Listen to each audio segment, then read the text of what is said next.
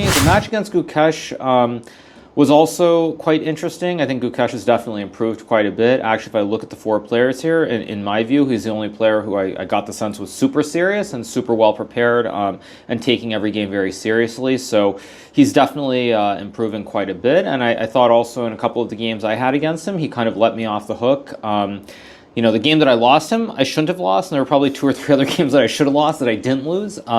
So, I mean, very, very, very strange in a sense. But for me, I would say that was probably the bright spot overall, was that Gukesh definitely is improving. I mean, as he should be. I mean, he's still quite young. So that was probably the only thing that really excited me about this event.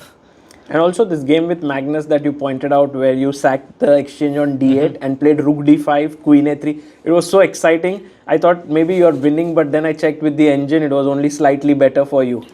Yeah, I mean, I think this game is a perfect example of why these days I'm not particularly good in Rapid, and I'm probably very, very strong in Classical.